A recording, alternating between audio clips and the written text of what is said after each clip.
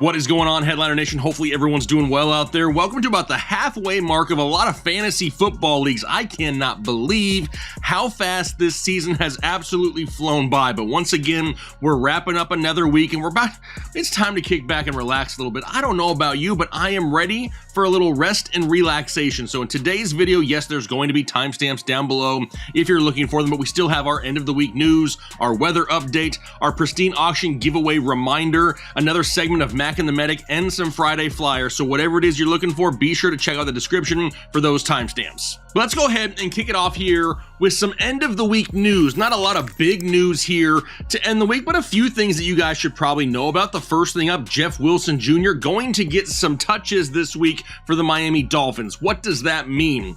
Sure, he probably will get a few snaps. He'll probably get a few touches. Is it going to be enough to be fantasy startable? I'm not as quick to say that. I'd like to see what type of role they give him before I just throw him into a fantasy lineup. How about Tyreek Hill, his opponent? A huge scare middle of the week, whether or not he was even going to play. He came out, he said he's fine, he's going to be a full go. Go ahead and put Tyreek Hill into your fantasy lineups here this week. Daniel Jones of the New York Giants, he is out once again. We have ourselves another week of Tyrod Taylor. I know. Try to calm down a little bit. I know everybody's excited out there, but maybe we'll have Daniel Jones back in the next week or so. How about Zay Jones of the Jacksonville Jaguars? He has already been ruled out. He's going to miss another week. Could we finally see some Calvin Ridley this week? Or, I'm sorry, I forgot. I changed his name this week to Calvin Diddley. That's my bad. But wouldn't it be the most 2023 thing for him to go like pretty much on everyone's bench at this point, for him just to go absolutely off here in week 8? That would make a whole lot of sense, right? What about Dalvin Cook? He's not happy with the Jets. He's probably going to try to seek a trade. Does that mean that he gets dealt? Probably not, but there are a few teams out there could definitely utilize Dalvin Cook. And I will go ahead and say this. He may not be what he was a couple years ago, but he is highly, highly underused and underutilized in New York as of right now. He could definitely be putting up better numbers somewhere else if he's given an opportunity at more touches per week. How about Deontay Johnson? Speaking of more touches per week, could he increase his 66% snaps played from last week this week? I believe he could. There was a scare here this week during practice. A lot of people think he may have re-aggravated an injury, but they've already come out and said, no, he's good to go. He's not even on the final injury report. What about Aaron Jones? Not on the final injury report either. But he was supposed to be, for the most part, healthy last week and barely touched the football. We need Aaron Jones to get back to that 15 plus touches a week, and then we can really start reaping some of the rewards. But right now, it's been an uphill battle for Aaron Jones. Hopefully, he is getting closer to 100% now. If they say he's healthy like he is, he's probably going to be back in your fantasy lineups as well. And then last but not least, I think maybe Mack will touch on this later, but just a reminder, we're trying to double up. If you need a quarterback, be sure to go check your waiver wire. Kyler Murray is still sitting out there in some platforms in like 40% of leagues. So just go ahead and check it out. Just be sure, because there is a chance that he starts here in the next week or so. But that's going to do it for the end of the week news here. What about some weather? We do have a couple games that we're a little bit concerned about the weather. The first one up, Jets and Giants. Are we overly concerned about this game? No, they're not going to be throwing the ball enough in fantasy football regards to really care about this matchup, but they have a 61% chance of rain. But we do care about the other game with some rain in the forecast. It's the Jacksonville Jaguars and Pittsburgh Steelers. There's a 75% chance of rain in this ball game. This is the one matchup we'll pay super close attention to heading into the weekend to be sure that this weather isn't going to affect this game overall. For the most part, definitely a game to pay attention to. Circle that one on the calendar. All right, now we'll dive in to the reminder from our Pristine auction item giveaway here this week. Now, if you haven't watched my wide receiver rankings video, first question, why not? Go check it out, because I'm giving away a signed full-size Keenan Allen Los Angeles Chargers helmet. That's a giveaway that you do not want to miss out on, so be sure to head over to my wide receiver rankings video from week 8. Check it out, hit the like button, leave a comment down below, let me know that you're interested, so when I pick a winner next week, you have an opportunity to win. We thank our partners over there at Pristine Auction. You do have to have a free account signed up on pristineauction.com. There's a link down below in the description. It doesn't cost you anything. Just be sure to use referral code headliners when you do so we can also throw a $10 coupon into your account, because as you're browsing through their site, you're gonna find something you want. Trust me, I don't care if it has to do with movies, comic books, superheroes, sports, any sport you can think of. They have you absolutely covered at pristineauction.com, so be sure to check them out if you haven't already. But now, let's go ahead and transition over to the next segment of today's show. It's Mack and the Medic. Yo, what's going on, Headliner Nation? It's Mack, I'm the Medic, and this is Mack and the Medic. And Mack, we are already on week 8.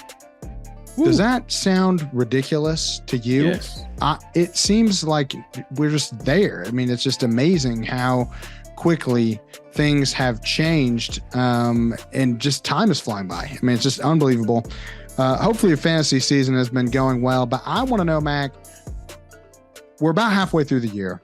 Right. What has been the thing that has surprised you the most about this fantasy season? Could be team, player, situation, just anything. Tell me what's surprising you. Okay. The biggest thing that jumps out to me right off the top, man, it's got to be Puka Nacua.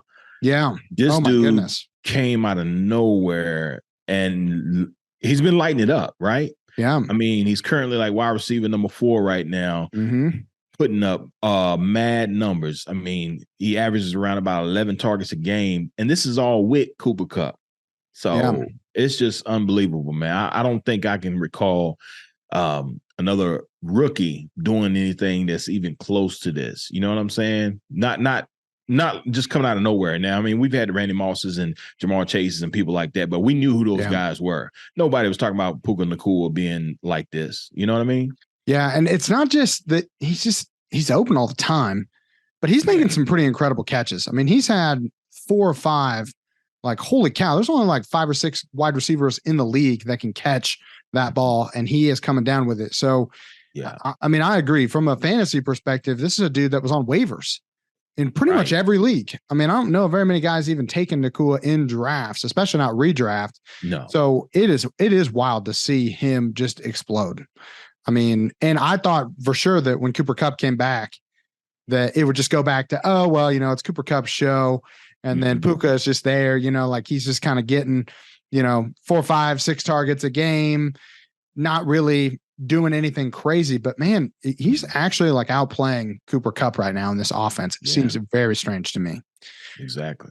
Well, for me, Mac, I went a little bit more broad. I mean, I like the Nacua take, don't get me wrong, but the thing that's surprising me is just how disappointing of a start it has been for the running back position as a whole. I found some stats for you, Mac. Tell me if any of this surprises you, okay? Currently, there's only 9 running backs that have scored over 100 PPR points compared to 17 different wide receivers. Only 4 running backs are currently averaging over 20 PPR points a game. 9 wide receivers, more than double the number of wide receivers averaging over 20 PPR points a game. 11 running backs right now have a snap percentage over 70%. So when their team's on offense, they are in for over 70% of the snaps. 37 wide receivers have a snap percentage over 80%. So not just 70, over 80%. 37 to 11 running backs. Okay. And the problem is that we're just seeing the position not just devalued from a contract standpoint. They're splitting work more than they've ever split work before. The bell cow running back is totally gone in the NFL right now. In fact, there's only 3 running backs in the NFL. I'm gonna quiz you, Mac. See if you can get this. I got it. We got 3 running backs in the NFL with a snap percentage over 80%. Can you name any of them? Okay, real quick question. One of those guys, are they injured right now? Yes. One of the guys is currently on IR. All right, boom. James Conner. Nope. What? Nope. He is on IR. He got put on IR last week. Wow. Okay. I'm starting off great. I'd say Travis Etienne and Joe Mixon were my other 2 guesses. Well, Travis Etienne is one of them. So there's 3. So Travis Etienne is one of them. One of them is on IR, not Travis Etienne, obviously. And then there's one more. One of them is a guy you would expect it to be. One of them is a guy that was a surprise this year. We've talked about him on the show before. A-Chain, man, I'm tripping. No, What? Nope, because you got to remember that it's snap percentage as a whole. Oh, as a whole? As a whole for the Dude, whole I'm year. stumped, bro. So like he's been hurt. So you're going to lose a ton of percentages for that. So the other two guys, Travis Etienne is one. Saquon Barkley is number two. Okay. And Kyron Williams is actually the third guy. Damn. Okay. Christian McCaffrey didn't even make an 80. He is not even at 80%. Currently the RB1 in fantasy, not at 80%, 79. He's fourth. Nobody else is even close to 80% for the running back. So that is just crazy surprising to me. When I look at my personal philosophy for fantasy football, I tend to go RB heavy. Right. But the numbers this year are startling. And if this continues, I might have to totally change my personal philosophy for how I draft in fantasy football. And I was not expecting it to be that way. But we are just seeing the wide receiver position is taking over, especially in PPR leagues. Now, standard's still a different question, but I think PPR is moving to where everybody's moving to PPR of some sort. And so we are seeing just a huge jump for these running backs. And that's the most surprising thing that I've seen in fantasy thus far. All right, Mac, we're going to switch gears a little bit here, and we have got to talk about probably the most controversial individual play in the NFL, maybe since I've been covering the NFL. I have not seen a single play divide more people online, on the interwebs, just during the game broadcasts. The Philly shove, the tush push. First off, Mac, you know what I'm talking about, right? It's where Jalen Hurts lines up. It's a quarterback sneak, but they got two guys behind him shoving him in the butt. Pause. But yeah. Would you say false? No. I was saying pause. It's just something that we say when something seems kind of. Go ahead. I'll explain it off camera. Okay, explain that to me later. I didn't quite understand what you were going for there, but you know what I'm talking about. This play that Philly runs that's basically unstoppable, gets them 1.5 yards every single time. I think they're successful like 85% of the time with this play, maybe even higher. More. Right. And everybody's upset about it. And the first question I have for you, Mac, is are we sure that the Philly shove / tush push is the best name for this play? Now, before you answer, I would like to propose some other names that could potentially be used in the future. Let us know in the comments which one of these names you like the best. Okay, Mac, are you ready for my new names? Hit me with it. All right. What about the behind blast? All right. We'll keep going. Keep going. Rump bump. I like that one. What about the Tudor scooter? That's it. That's hilarious. Yeah. Keep going. What about the posterior press? That's all right. It's just okay. All right. What about the rear end ram? That's pretty good. A little inappropriate. Yeah. The derriere drive. Derriere drive. That sounds like an address, but Oh, that's well, okay. You know, hey, what about the seat strike? See, I like that. That one's pretty good. What about the pooper propeller? That's up there with, that's my second Tudor favorite. scooter. He likes the Tudor scooter. I can tell.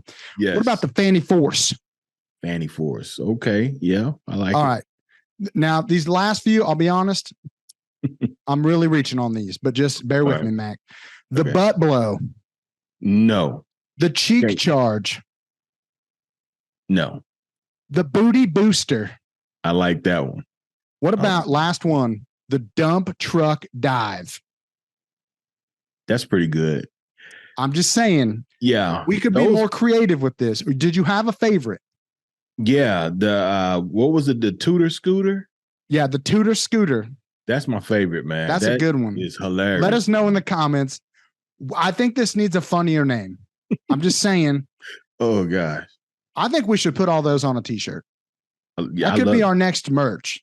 We need official merch for the Mac and the Medic show. Exactly. We need to get, we'll talk to Jake about that, but Mac, we'll be serious for a second. What's your opinion on this play, dude? Because everybody is upset about this or has an opinion. Right. Honestly, man, I think a lot of people, the most people, I guess, who are against it is either opposing fans, from other teams, and people who don't have Jalen Hurts as their fantasy quarterback. Yeah. I'm just keeping it real. I mean, everybody else can try it. They're just not successful at it. You got a quarterback that can squat a truck, over 600 pounds. And then you got that offensive line spearheaded by Kelsey. Man, it's just a perfect storm. I mean, it's just a play that works. It kind of reminds me of two plays that I know in basketball that was unfair, but they couldn't stop it. That's like the sky hook and then Allen Iverson's crossover. They did ban his crossover because he shook Jordan out of his boots, basically, and made him look bad as a rookie. But at any rate, man, I love it. I mean, I think it's fair. I mean, it's just a quarterback sneak. I mean, it's just a quarterback sneak. That's it. I'm with you. I think that it's a fair play. I'm amazed that we have not seen other teams with good offensive lines that have the same type of thing successfully do it. Like, how are the Bills not doing this with Josh Allen? If it can't be just like it can't be an unfair play just because they're the only team that can successfully do it at this clip. It wasn't unfair when Tom Brady was amazing at QB sneaks either. It's a skill set. It's something that they have that any team could be doing it. They're just not as good at it. And I think that it's funny to talk about, but it's still part of football. I mean, it's not like they're doing anything illegal. It's no more unfair than Tyreek Hill running a double route, a double move. That's unfair, but we can't be banning Tyreek Hill just because he's really good at something. Exactly. I think we get so caught up in this works too well, so we have to make it. It's unfair because it's working too well. Sorry, man, like sports evolve. It could be that, we're teaching kids this 20 years from now, everybody does this play. Right. And it's just, that's just what happened. It's the same way with, before they didn't used to pass as much before, and now we pass all the time. Yeah. Football evolves. The QB sneak is evolving. I don't think it's unfair for the defense. It's not like they're bringing in 3 extra guys to push him from behind. It's just something that we got to get used to. But I do like to have fun with the name Mack, and I appreciate you talking about it because a lot of people are all upset about this play. But Mack, week 8 is in the books, man. I can't believe it. I hope that you win in fantasy this week. Hope everybody watching this wins in fantasy this week. And I know my boy Mack has got some Friday Flyers to talk about. So we're going to head over and let him be in charge for a little bit. See you guys. Headliner Nation, what it do? It's your boy Big Mac, and I'm back again with the Friday Flyers. Listen, this is the week 8 edition. This year is going by quickly. We're already up to week 8. So look, these are people that you can stash away, put on your bench if you have availability, and be able to plug and play when needed. So without further ado, let's get to it. All right, first up, I want to talk about Jayden Reed, wide receiver from the Green Bay Packers. So right now, Christian Watson's been dealing with a few injuries. Romeo Doubs has been up and down with the consistency. They've been they've been flowing through the run game, especially with A.J. Dillon right now. But again, like I said, this team is banged up. Jayden Reed has been showing a little consistency with Love. He's not getting a huge volume, but one thing about it, he's getting 8 red zone targets. And he's also stretching the field with him. He's getting 4 targets of 20 plus targets down the field. And he's getting entrenched more and more as the weeks go on into the offense. So again, you want somebody that you can see that has a upward trajectory within an offense, and one that they're going to have to start passing the ball even more. So go ahead and get Jayden Reed. Like I said, stash him away, and who knows, maybe in a week or so you might be able to actually use him as a flex. All right, next up, I want to talk about Demario Douglas, wide receiver out of New England. Yeah, this is a guy that it's not ringing a lot of bells right now.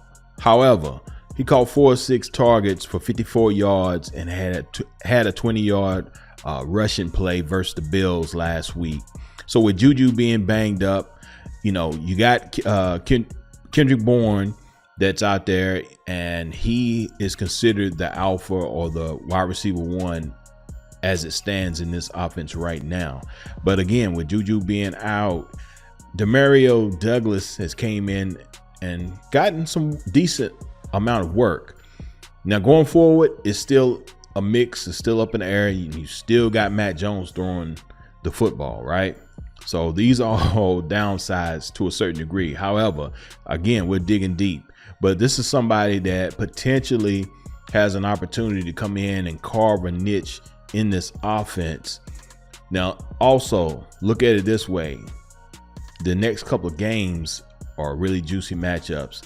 They play Miami next, and then they have the Commanders after that. Both of these secondaries can be had. So if you're looking for a dart throw, looking for somebody that you may have to, again, use within the bye week, look at Demario Douglas. Go ahead and put him on your bench. And like I said, he could be a plug and play situation. All right, next up, I want to talk about Gardner Minshew, quarterback from the Indianapolis Colts. So look, Gardner just came off of a 30-point fantasy outing last week against Cleveland. And we've seen what Cleveland has been doing here recently. So they're no slouch, to say the least. That was a decent defense that he put up those numbers with. And primarily, it's because the rapport. Well, first it starts with the run game. The run game, now that they have JT back along with Moss, it kind of helps, the offense flow a little easier, where Gardner really just plays mistake-free ball, right? But he can throw the ball down the field. Now, this is where Josh Downs comes into play. Him and Josh Downs have shown some type of chemistry that I think will continue moving forward. That was something that AR didn't really do a lot of. He used a lot of his mobility and stuff like that. But Gardner Minshew, we know he's got a big arm, right? And he will take those shots and those chances down the field. So if you got a situation where you might have, I know there's nobody out this week, but going forward, we have some more bye weeks coming up. Gardner Minshew could be a guy that you can go ahead and get now, put him on your bench. So when your bye week comes, you'll have somebody there that can help you get through the week.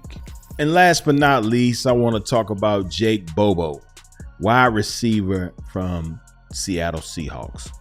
Now, with DK's sideline, Bobo saw a wide receiver one type of snap share this past week. He played 45 of 59 snaps, going for four receptions, 61 yards, and a tub. So that's pretty decent numbers. Depending on your scoring settings, that's around about 16, 17 points, PPR points. And that's pretty good. And DK, again, he's been banged up.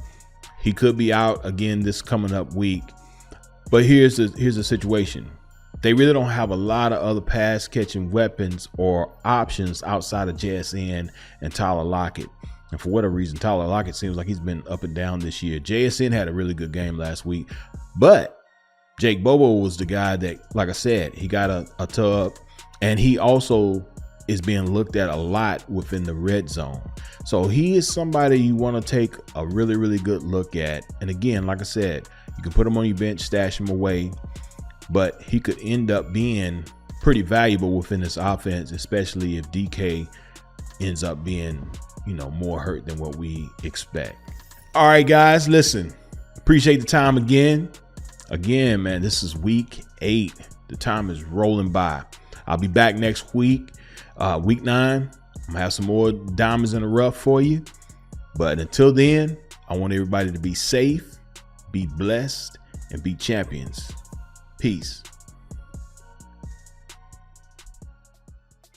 All right, that's going to do it here for the Week 8 Tailgate Show. Hopefully you guys enjoyed it here today. If you did, do me a favor, hit the like button. Consider subscribing if you haven't already. But just a reminder, you may not want to miss this week's live show. The Halloween episode is coming up this weekend, and the last thing that you want to miss is me and Kyle dressed up in our Halloween costumes talking about football for 3 hours on the internet with you, the community. We always have a lot of fun in that show, and we're looking forward to it again. So be sure to come hang out with us 9 p.m. Eastern time this upcoming Saturday night to have a lot of fun. We'll talk some football.